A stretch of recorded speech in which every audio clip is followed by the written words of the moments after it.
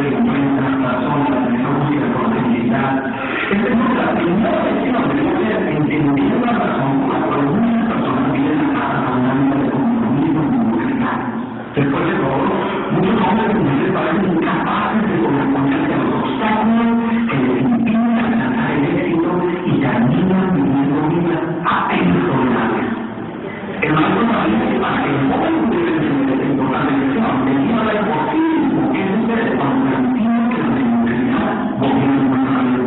Así que el maestro decidió que aquella tarde saldría en busca del poblado más pobre de la provincia, y uno así se disponían a buscar la casa más pobre de zona, y allí ellos pasarían la noche.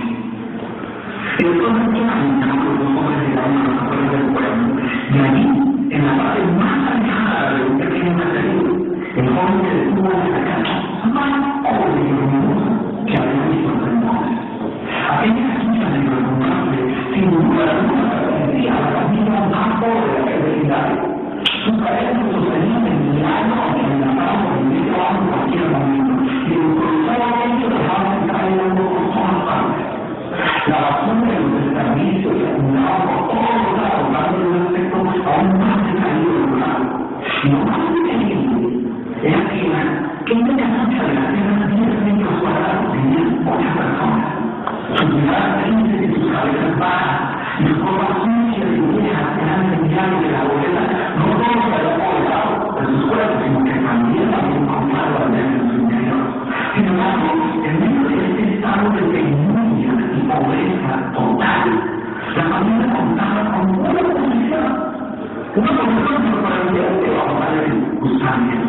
Era el dueño de una vaca. Y aunque el animal no era grande, como era su única posesión, no era extraordinario de la vida de aquella familia, y algo no era animal.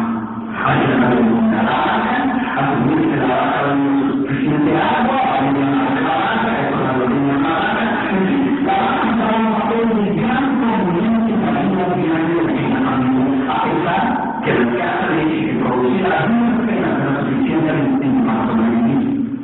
No obstante, la vaca parecía tener un propósito mucho mayor. Era lo único que nos separaba de la miseria total. En un lugar donde el infortunio y la escasez eran su pan de cada día, su vaca nos hacía sentir que no estaban tan mal, porque sus vecinos eran igual pobres, pero duros de un vaca. Así que ellos pensaban, no pueden quedarnos, porque después de todo tenemos nuestra vaca. Y aquí, en medio de la sociedad y del desorden, el maestro de sus discípulos pasaba la noche. Allí también, muy temprano, hasta el rayo de que no van a despertar a nadie, los dos niños se dispusieron a continuar su camino. El joven estaba seguro de haber aprendido la lección de su maestro de que le enseñaron.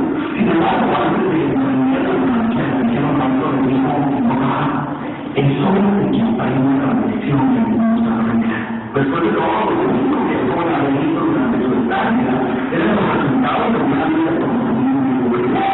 Pero aún estaba claro que no había llevado a esta familia a tal estado de abandono, y esa era la primera lección.